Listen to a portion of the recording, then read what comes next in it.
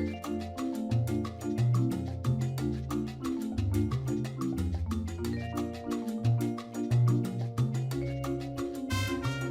my name is Isabella Johnston, and I am the Intern Whisperer.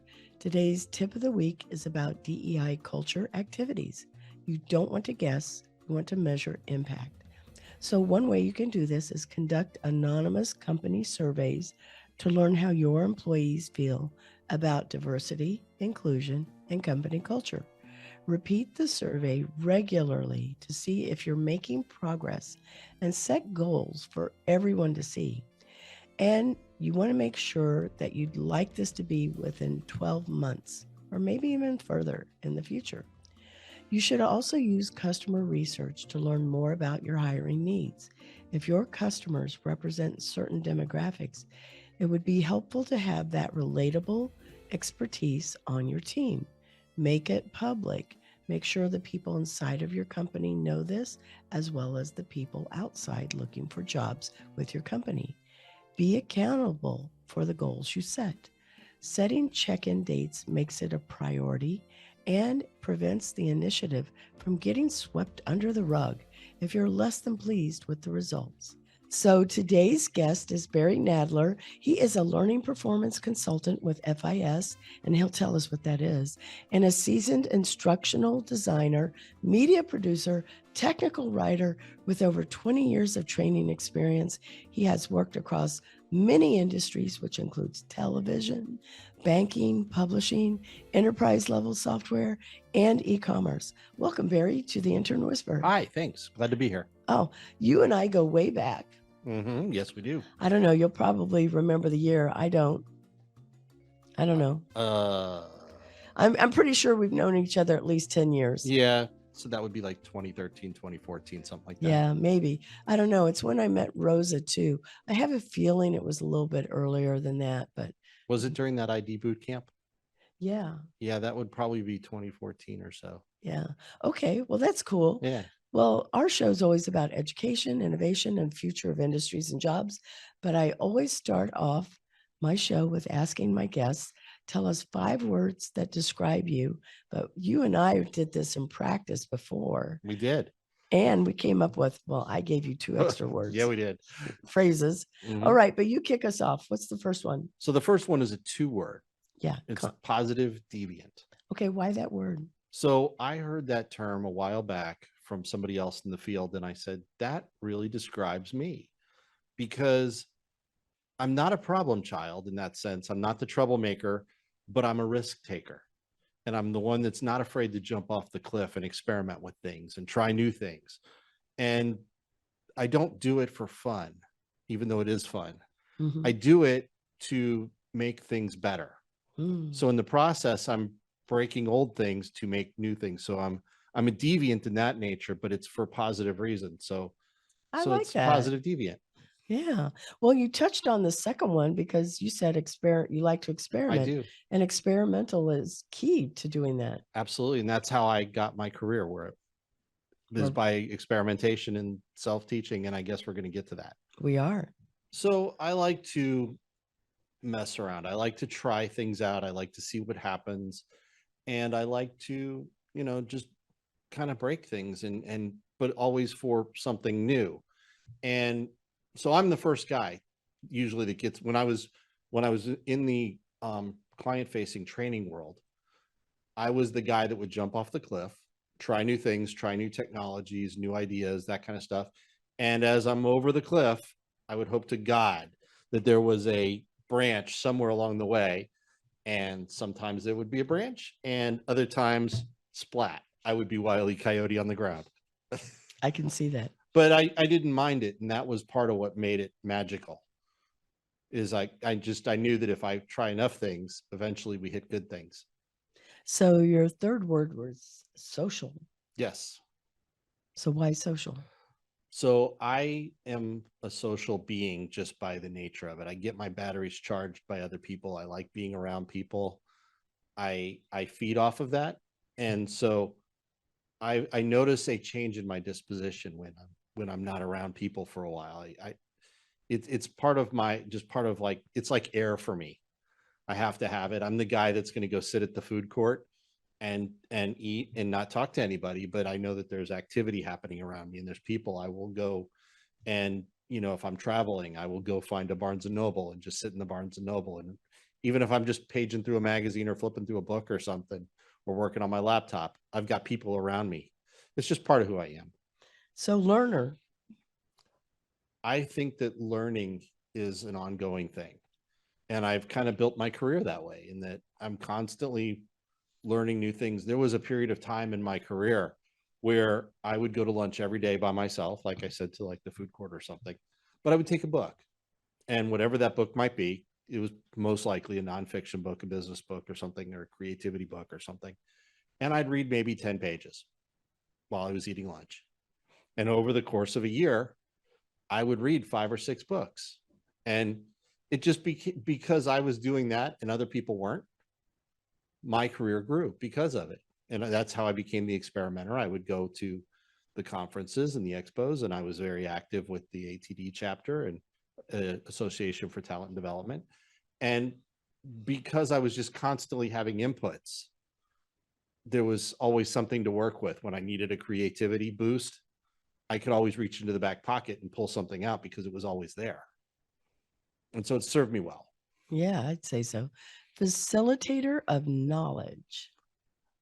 I have something in me, and I don't know what it is. I've yet to figure this piece out, but it may be tied to that social element, but I thrive on sharing. I am the guy that will share. When I learn stuff, I don't hoard it. I'm not a hoarder of knowledge. I share my knowledge where I can with whoever I can. And I like to bring people along. And, I share. I find it valuable because I know that in the end, other people are better off because I don't hoard and I share. So I'm a facilitator of knowledge, and I don't mind standing up in front of groups of people and speaking. That doesn't scare me. Some people, it terrifies them to death. A lot of times when I do a presentation, I don't even practice. I'll go through it a couple of times. I'll look at it, make sure that I kind of know it. I'm like, I know it. As long as I got that there to prompt me, I'm good. I don't need to practice. I don't need to stand in front of the mirror and do it over and over again. And it makes me more authentic. Actually, I've had people tell me that I'm very authentic when I speak. Yeah, agreed. This is the other bonus word for our listeners: consistent. I would say that I'm consistent. I used to have a thing when I was younger that I used to say, the only thing that I have is my word. And that if I said I was going to do something, it might take me 10 years to do it, but I was going to do it. And if I told you I was going to do something, you could bet money on the fact that I would do it eventually, whatever that was. Sometimes it was fast, sometimes it was slow, but it was a consistency that I needed. I needed that. That's that. And I still believe that today. I mean, I tell my kids that's the thing you have, is your word. It's true. Mm-hmm. So share what your education background is. How did you go from that launching point to where you are now? So there's a long story, so buckle up a little bit. Okay. Okay. So I went to school. So let's even back before that. So I was one of those kids that came out of the late 70s into the early 80s, and I was a Star Wars kid. So I saw Star Wars when I was 7 years old in the theater, and my life literally changed. It was one of those things that you see something and you go, the world has shifted and moved, and I now have to follow this.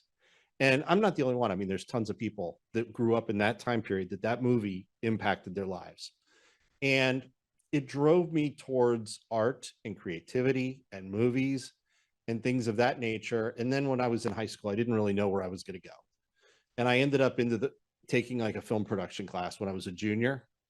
And I loved it. I was like, oh, that's the thing. So I happened to be in Orlando, which at that time was going to be Hollywood East. We had Universal Studios, we had Nickelodeon, we had the Disney Studios opening up. All of that was coming here. So it made perfect sense to go to UCF, the University of Central Florida, and go after a film major, a radio television major. And what I didn't pick up on was the fact that career doesn't pay well. That the only people that get paid are the people that sit behind the desk on the news stations or that are in the movies. The people that actually work on those movies, they make day rates. They're, you know, it's not like you go out and apply for a job and you get a job and then you sit at the job for a bunch of years. It's, you go work on this thing and it might be a week to 2 weeks, and then you go work on another thing for another couple of weeks or a month or whatever. Unless you're doing Lord of the Rings, that's like a 3-year project. but generally it was a freelance environment, and I was not able to really function in that environment. And then the jobs that I did get when I was working at the news stations became hourly pay for, like, at that time it was like $5 an hour, $9 an hour.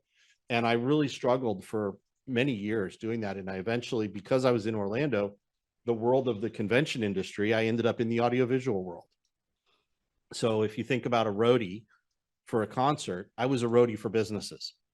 So I would set up the screens, I would set up the projectors and the slides and the slide machines and the microphones and speakers and lighting and all that stuff. And I would run the cameras and things because that was my background. I did have one fortuitous thing that happened that impacted things down the road. And I don't know that I've ever shared this with you. So at the time, film editing was the normal, right? They would have the strip of film and they would cut it with the razor blade. And then they would put new pieces together, and that's how they would do editing. So there was this newfangled thing called nonlinear editing that was coming out. And I went and I actually learned about nonlinear editing and how that worked. And it's what we now know in the computer as regular video editing. In the digital editing that I guess it was Pixar and Lucasfilm, and those guys figured out how to do that. But that skill taught me how to understand timelines. And that skill didn't get used for a while, but it did come back around. So after I realized that I wasn't going to be able to make my life work in that environment, I had to refine myself. And at that point, I didn't know anything about training. I didn't know about technical writing and any of that kind of stuff. The only thing I kind of knew about was like graphic design. And I knew about, what was the other thing I knew about? There was another thing that I kind of was aware of. PowerPoint? No, not yet. PowerPoint wasn't a thing yet. Mm. This was like 1993. Okay. So PowerPoint didn't hit, Microsoft Office didn't hit until Windows 95. So I kind of had to figure out, desktop publishing was the other thing. So I ended up getting lots of like contract jobs where I would work for a couple weeks here, a couple weeks there, trying to just find myself and figure out what kind of companies were out there and what I could do. And they always ended up being media driven or visual design driven or something along those nature. And at some point I went and I took a job with AAA. I was probably doing data entry at the time. And a buddy of mine from college was working there, and he was in the training. He was training. And so one day I asked him what it is that he was doing, and he explained it to me. And I was like, oh, that's kind of interesting. And I took that and stuck it in my back pocket. Didn't do anything with it for a while. I got a contract job with a company that created training courses for people learning Microsoft Office and that the basics. They would teach them at like Office Max and Office Depot, you know, entry-level business type stuff where they were learning how to use the software to do different things. And this was, I was hired to redesign the manuals, the training guides. So it was a desktop publishing job. But at various points in time, they would come in and they would say, hey, can you do a course on like Yahoo, searching on Yahoo for things? Remember, this is before Google was a thing. So I would have to go create a course, and I didn't know what I was doing. So I had a model, which was the dummies books, because the dummies books were very popular. They just kind of hit the market at that time. And so I would say, well, the dummies books work, so I'll just follow the model of the dummies books and I'll create training guides like that. And that's how I'll make a new thing. So that happened multiple times. And I was tasked with like esoteric things inside of Excel and Word and PowerPoint. And so my skills of being self-taught finally came back around here. And I realized that I was really getting skilled at this stuff. And that's when I found out that there was actually a career there called a technical writer. And so I was like, okay, now I have a path. And I eventually took a job as a technical writer for another company that did giant enterprise-wide database systems and networking and things like that. So I came in there and I got to be their expert on creating templates and things of that nature, and presentations and guides and whatever. But again, it was the training department. I was in the training department doing that for them. And somewhere along the line, they said, hey, we want to make computer-based training. And I said, pick me, because I'm that experimenter. I was like, that's cool. I want to do that. That's innovative. And at that time, it was on a CD-ROM. It was inside of a browser, and it was basically a picture, some text, and a next button, and then a picture and text and a next button. So I got to like produce these, be the producer, because I had a graphic artist. So all I had to do was tell him what I wanted the picture to look like. He would make me a really nice picture, and then I would write the text, and we would build this thing. And from there, I ended up at a company called Harris Publishing. Harris Publishing is the original version of Harris Corporation. So Harris Corporation is in Melbourne, Florida. They do, satellite stuff and missiles and all kinds of communication things. Harris Publishing works with the news industry. So again, back to the media. So they do newspapers and they do websites. So what it was it was a database system where they would put the stories in, and that story would then get put onto the news page in a page layout, so page design, and a website. And then they would constantly publish it. So I was one of the few people that worked on the website. So I learned about networking, and I learned how to talk to developers, because this was a program that was being developed. And again, there was a tool called Authorware that was coming out, Macromedia Authorware. I had a book that was probably 5 inches thick on how to learn this thing. And I'm like, if I learn this is interactive media. This is like Flash based. So I knew that again, we're back to the storytelling. These things keep coming back around. And I had clients that were all over the place. So I would travel, but other times they were like, hey, can you just do this over the phone? Can you, share a screen? Before we had real WebEx and things like that, can you do like a share a screen and teach people over the phone? And I'm like, I think so. And I figured out how to do that. So eventually that became part of the training thing. And from there, I ended up at Metavante, which is now FIS. And after about 3 months, this is where things really took the spin. They put me on a thing that we called web conferences.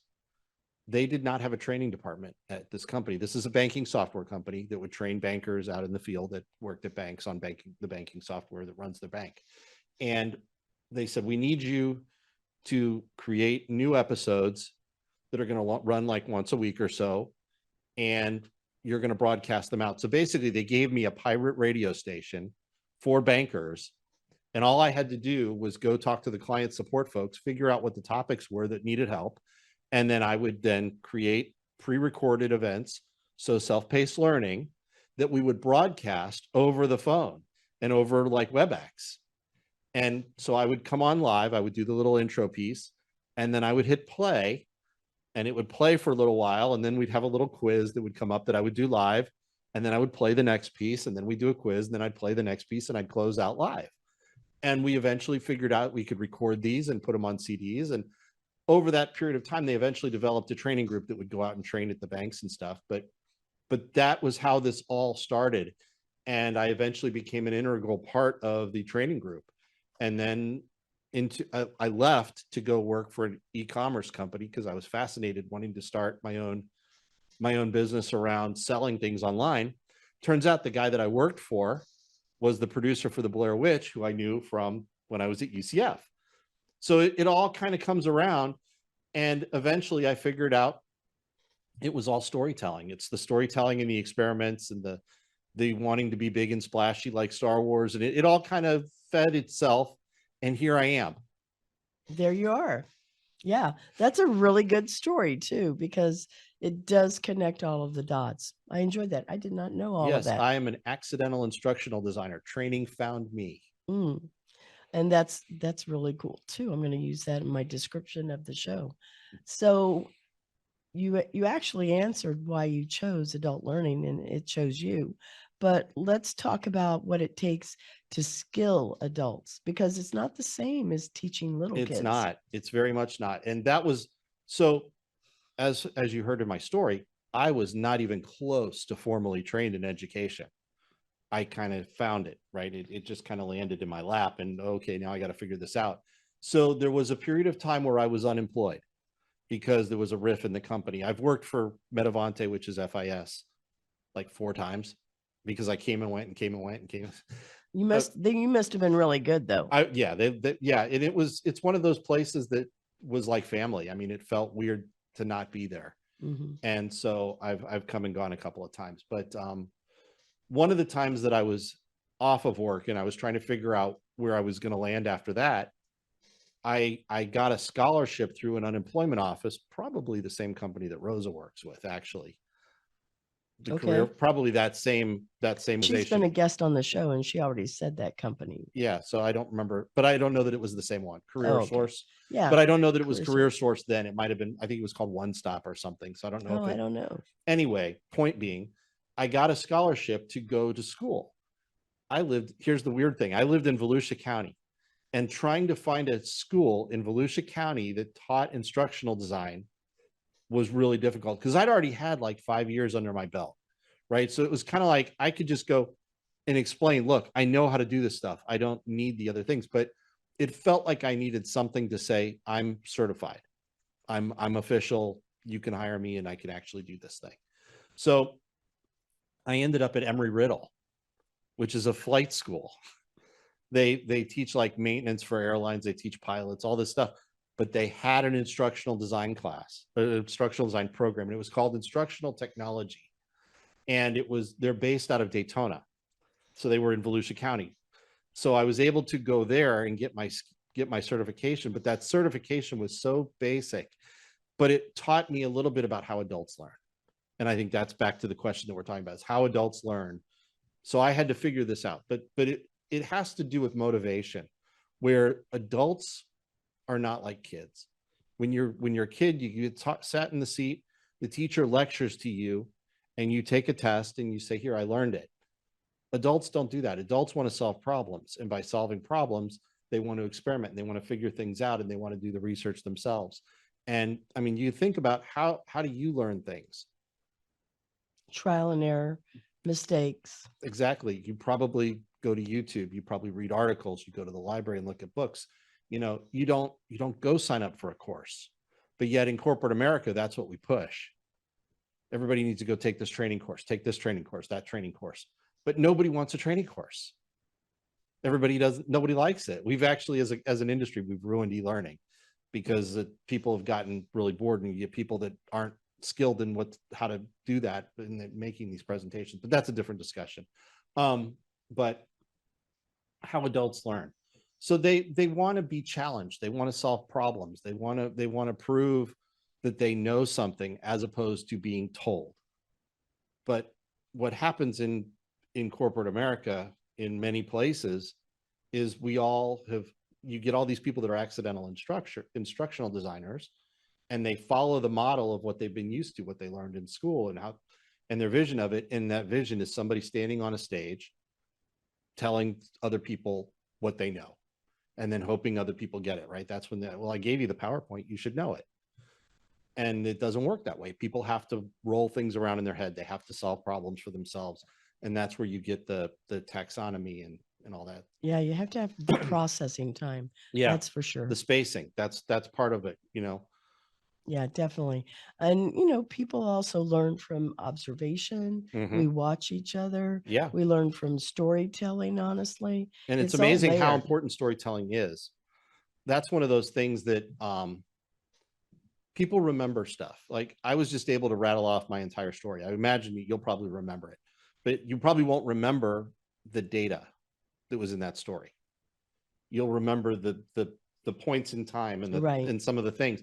And so the story triggers the data. So if you just spout off data to people, they don't get it. You have to tie it to a story. And when that piece clicked for me, that's also when magic started happening, because I realized I could drop the objectives at the beginning of a course. Nobody cares at the beginning of the course of, at the end of this course, you'll learn this, this, this, and this, and this. Nobody cares. Nobody remembers it. What they remember is if you drop them into a story that introduces that content and they understand the problem, that's when stuff sticks, and that's when they're motivated to learn, because they go, oh, I have that problem too. They also remember the context of how it was given to them, and the humor, and just little things that made it more personal. Yep. Yeah, definitely on that side. So when we're talking about that, you had two theories. One is a T-shaped professional and versus the stalactite. Thank you. Stalactite shaped professional. What do you mean by that? So I was putting together a program to help transitioning teachers. We're at a period of time right now where a lot of teachers are moving away from the K through 12 space, and they're coming over into the training space because they feel like there's a transitional point there that they can fit into. And somewhere along the line, I heard a person who was not in the training field explain this model of a T-shaped professional. And basically it means that you have a lot of knowledge across the top, but you go deep on one skill set. And I thought that was really interesting. And I kind of, again, stuck it in the back pocket, held on to it for a little bit. And I started working on a project at FIS where we were talking about skills development and trying to figure out roles and things like that. And I said, I wonder if this model works here, the T-shaped like software developer. And the answer was yes, it did.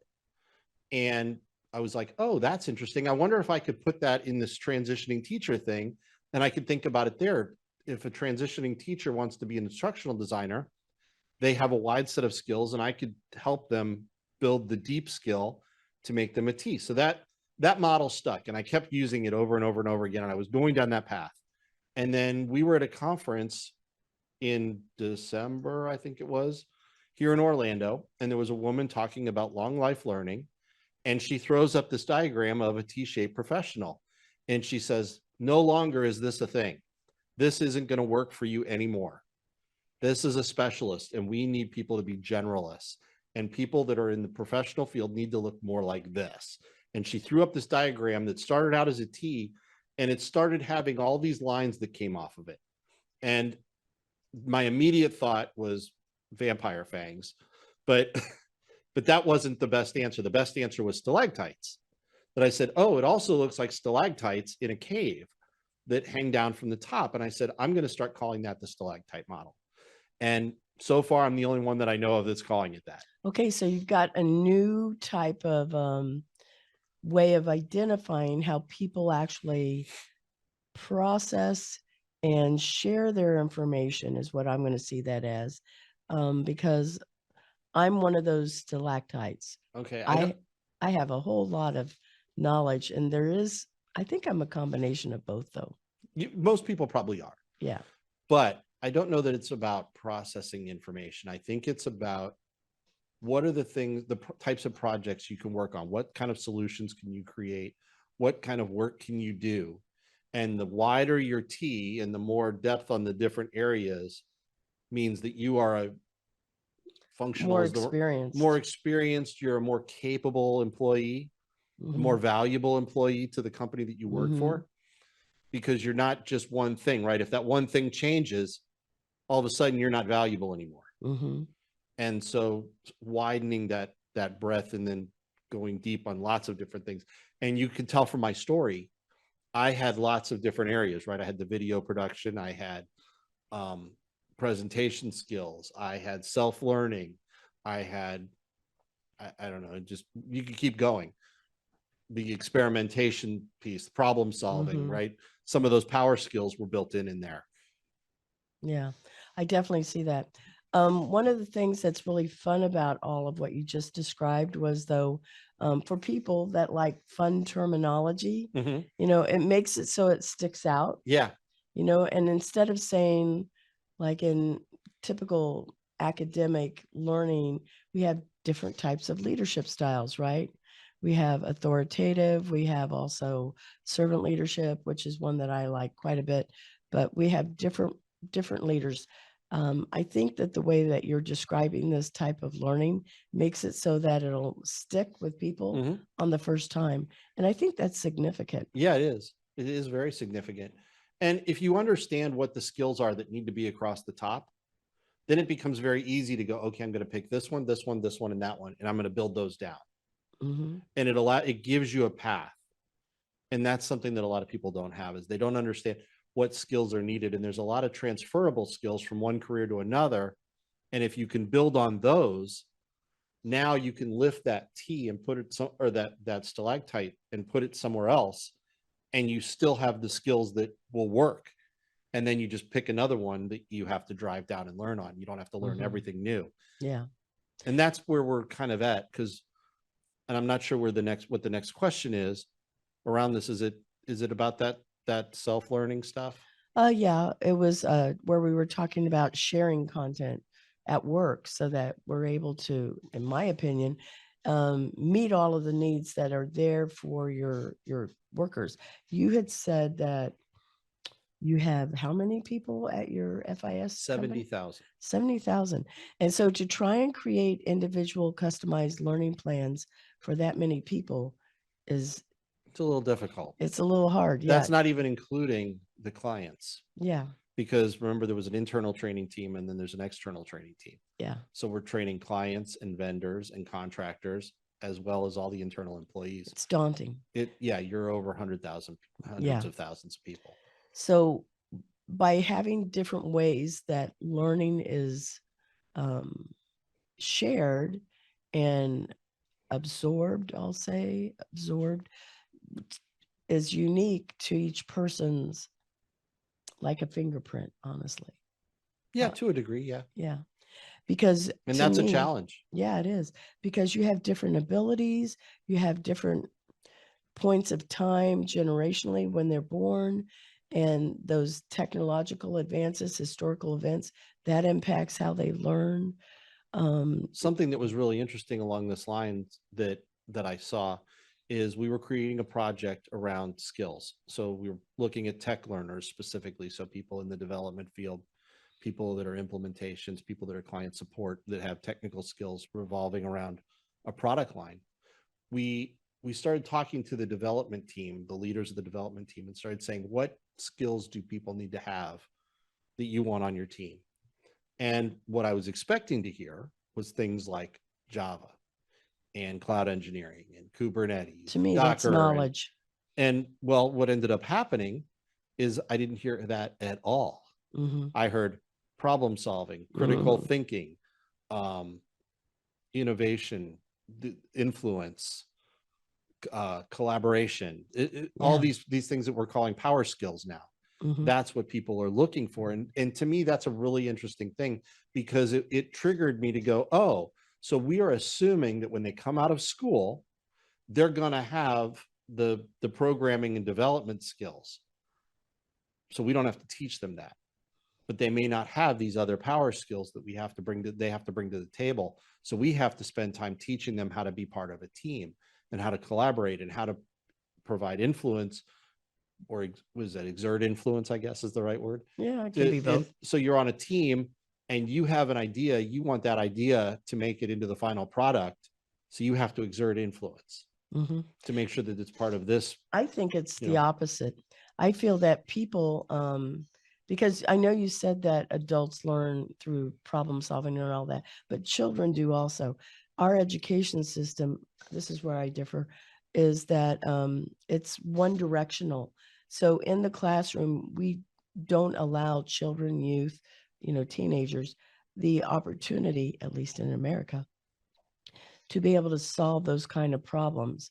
It's our education system is set up for scale, so to speak, and being able to deliver one directional type of information.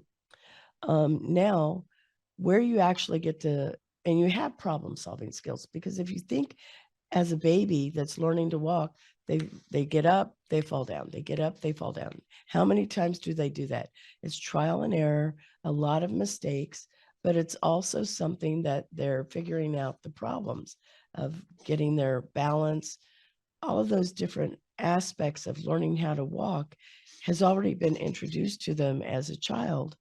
We don't encourage it as much in school, but everybody has those skills. So I'm going to differ with you a little bit on this. That's okay. So there's a couple of things going on. You're doing it so politely, Barry. Oh, thank you. Yeah, you could actually come in. No, I will not. So you're absolutely correct in much of what you just said, but I think we're at a shift point in the way the education system works, and it's been going for a couple of years. We have things like Montessori school. Mm-hmm. Montessori school is very experiential, exactly. But there's a thing called the flipped classroom model. Have you heard of this? Mm-hmm, mm-hmm. Okay, so the flipped classroom model, for those that don't know, I guess, should I explain? Yeah, go ahead. So the flipped classroom model is where they've taken the video in the lecture and they've taken that out of the classroom, and you now watch the video between classes. And then when you come to class, you're doing your homework in class and you're doing experiments in class and lab work and question and answers and your problem solving and all that. And I think it's still being integrated at this point. It hasn't. It wasn't when we were in school. No, when we were in school, it was not the way I described it. Yes, I'm talking about school now. Yeah. School, and so school has changed in that sense, but we're not completely there. And part of the problem goes back to what I was saying is the people that were there, that are you and me, we didn't go through that. Mm-hmm. So unless you have a child that's going through it and you experience it, you're not aware of it. Mm-hmm. So when you go into the work world and you're being asked to present information or share information or teach people things, you fall back on what you experienced. Yep. But the experiential model is something that is taking over in the school system today. But it is difficult because, again, the teachers that are in the schools may or may not have come from that. No. So they're having to learn new skills. And we saw that with the pandemic, right? I mean, the schools just collapsed under the ability to even do remote classes, which that's a whole different discussion. Really I don't know if we're going to go there, but that's a whole different discussion. Is there's no reason that should have happened. But yeah, anyway. Well, the public classroom system is not set up for experiential learning, again, at scale. And that's where I was a public classroom teacher. And I had anywhere, if I was lucky, 22 students in a classroom versus when they took away the WEP program, the writing enhancement program, I had 40. So it doubled just like that. And so I cannot produce high opportunities for the students to have that experiential learning opportunity that they truly needed. Now, I was very innovative at that time. And one of the things that I did is I implemented how I was an English teacher, how to bring economics into the classroom. So it was very, very different. And they had to catch me making a mistake. They had to be seated before the bell rang. I was teaching 7th grade. They couldn't touch any of their neighbors because they had to learn how to, contain their bodies. These are all hard things. And I taught in the projects. So let's just add another layer of socioeconomic issues on top of that learning opportunity. So, but I taught adults and I saw the same things because they were products of one directional type of education where the lecture is going on and it's not interactive. And so one of the things I did with my adult learners is I broke them into groups and said, okay, you are responsible for teaching this. You're this chapter, this chapter, this chapter. So then they had to become more engaged with what they were doing. And I made it so that they were having to look to see, did that build on top of what the next person was doing? Yeah, one of the things that we're seeing now that's actually becoming very popular is cohort programs. Yes. And it's a very similar thing. And it is part of this shift of what we call the sage on the stage versus the guide on the side. Yep. And that is a thing that we can move into corporate America, which leads into the thing that we were talking about before we even started here. And we talked about the subject matter experts creating their own content and their own programs and things like that. That is how training scales. That if you can teach people how to share their knowledge, and then you as a training professional help them package it you don't have to learn the content, because when you're talking about 70,000 people plus all the clients, there's no way that a single person or a group even of 4 or 5 people could manage that. The only way to do that is to allow the people, there's a better word than allow. I'm looking for a word and I can't find it. Experience? No, empower. That's the word. Okay. Where you empower people in the business to create their own content. And by creating their own content and then giving it to us to package, we can scale, because we don't ever have to learn the content. We just have to be able to understand what it is they've provided us. And it becomes a repeating pattern, and it almost becomes a factory at that point, which some people probably will hate, but it is scalable. Absolutely. Yeah. And that's what's happening, is we're at a point now in the world where things are changing so fast. And now we're getting into some of the psychology of it, is people are having meltdowns because of the constant change. They can't handle the speed of change. And it freaks them out. I mean, I can't tell you. That's an interesting point. Yeah. And so where was I going with this? Well, we were talking about scale. Yeah, which is where the constant learning comes in. The scaling and the constant learning, because you have to keep it going. And the only way you can make that happen with a small group in the learning field is to empower the people within the field. It's exhausting to do the work. It is exhausting, because things are changing on top of each other. I mean, we're going to come back to this, I think, but I mean, the AI thing, the Chat GPT thing, that only hit the market in beta in January. Well, and we're now at the end of February. Yeah. And it's already changing everything. So we're going to take a moment to acknowledge our sponsor, Transcend Network. Transcend Network helps early-stage startup founders find product-market fit through weekly experiments, receive fundraising support, and build a global founder-investor network for EdTech and the future of work technologies. The Intern Whisperer is affiliated with Employers for Change, and we thank Transcend Network for being a sponsor of our show. So we're back to the second half of our show, and we're going to be talking about what does the future of work look like, 2030, 2035? What do you think, Barry? Well, it's an interesting thing to think about, because it sounds so futuristic, right? You want to say the Jetsons, and you want to say flying cars, or Star Wars, and Star Wars, or any of that stuff. But the reality is it's 2023. Yeah. It's 2030 is only 7 years away. It's not even a decade away. Flying cars. They do, yes. Yeah. And I believe in California, they're having their first self-driving taxis. We have them here. I don't know if you know this, but over in Avalon, they have, and in Lake Nona. Yes, they do. You're right. They have self-driving little buses. Yes. So, the future of work is here. It's really weird to say that, because we've always been thinking about it being so far out, but it's basically kind of here. And we talked about before the break, we talked about Chat GPT. And for those that don't know, that is an AI driven text prompting type of an environment. We also have AI art creation and AI music and different things that are made with AI. And so when you ask me what work is going to be like 7 years from now, I think that it's going to look similar. I think the knowledge work is going to remain. What do you mean by knowledge work? People that solve problems. Okay. Not the physical labor, not the blue collar stuff, not the trades. It's the people that sit at desks and solve problems, and they work on computers. Are you saying academics also? Potentially. Okay. I do think how we learn is going to change. I think what we learn is going to change. Yeah. When you talk about AI, you're talking about, I don't ever have to I don't have to know anything. What I have to know is how to work in conjunction with that AI, right? I have to be able to prompt it properly. We actually just had this conversation at work. We have a tool that's in our banking system that's a reporting tool. And one of the challenges that the trainers have is they have to solve when somebody says to them, hey, I want a report that does X, Y, and Z.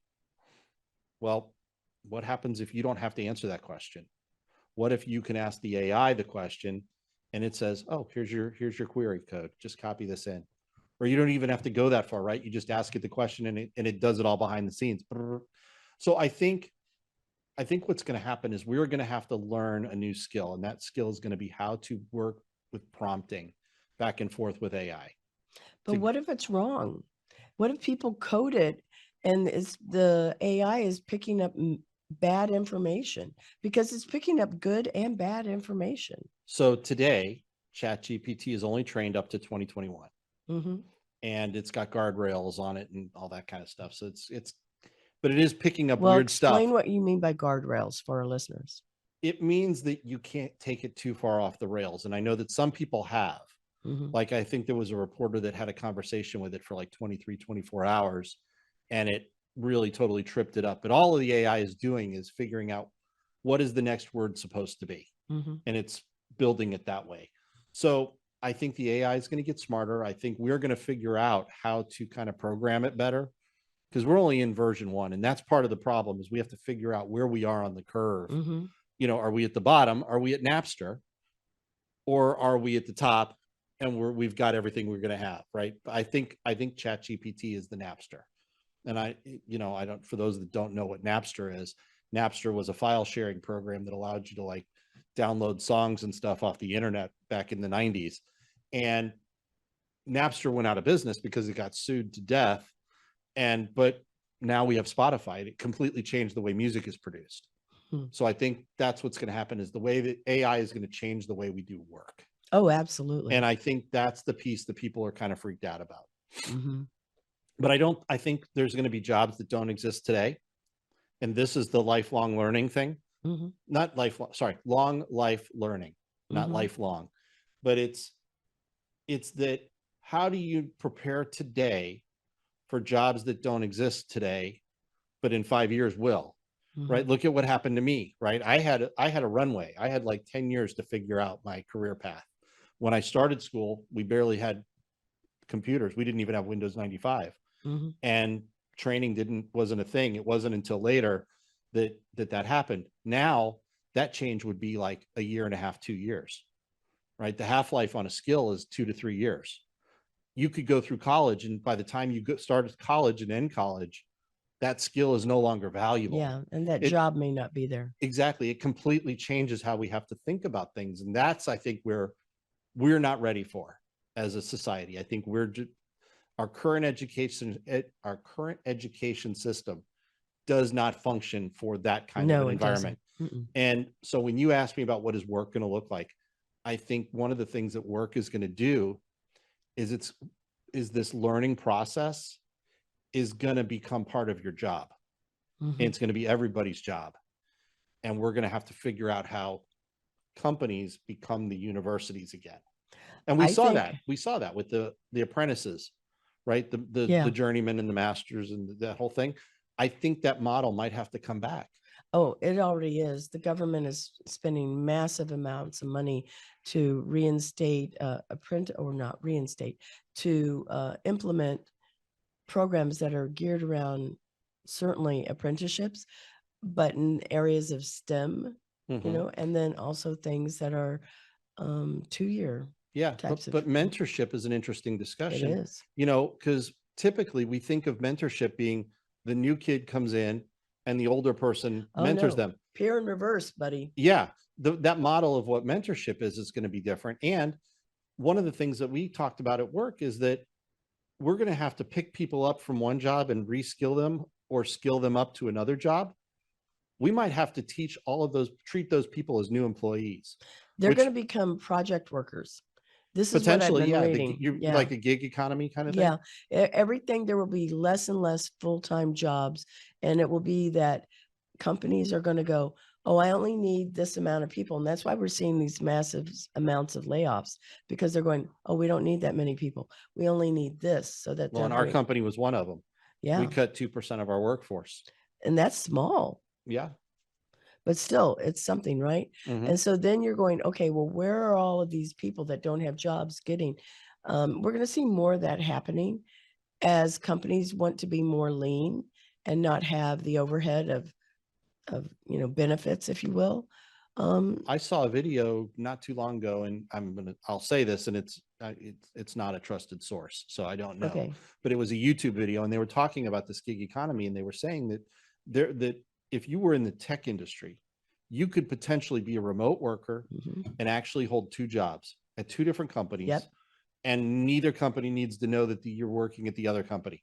Well, you sign a non-confidentiality agreement. Well, but it depends on the type of company. Like, I can't work in the financial industry. Sure. But I could work in some other industry. Education. Yeah. So if I'm a software developer, maybe I'm going to work on two contracts or something like that.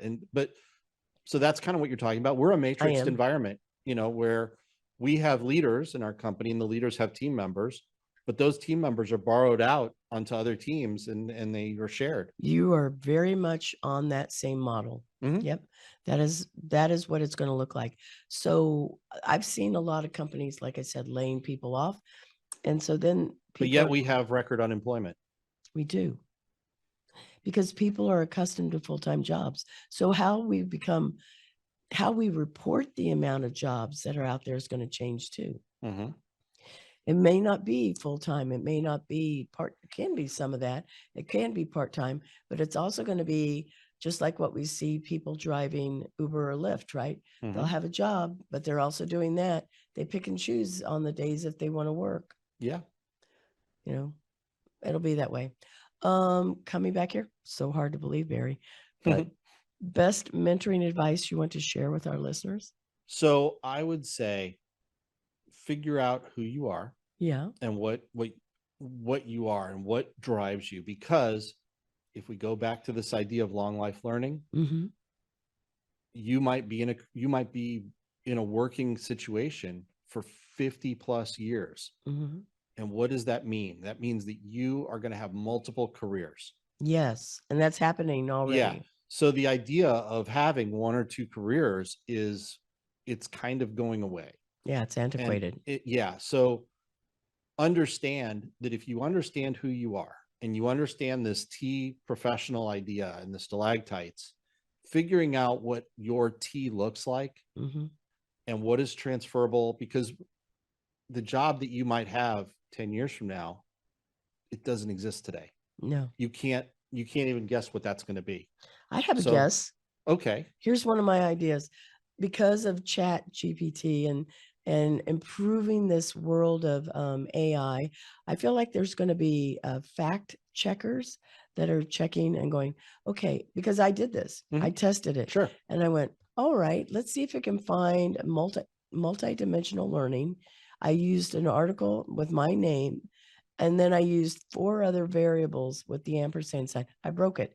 But I could see that when I gave it just 2 parameters, it could do it. When I gave it 3, it could do it. When I gave it 4, it could still do it. But when I gave it 7, it couldn't do it. So I feel like there's this place of people that are going to have to verify and say, yes, this is actually peer reviewed. It's going to have some type of way of actually cross-referencing that it has, a real citation list. So the skill that's part of that would be discernment. Yes. And being able to understand research and discernment. Yeah. Yeah. And we've seen that over the last solving. Yeah, exactly. Yeah. We've seen it over the last, 5 years. Yeah.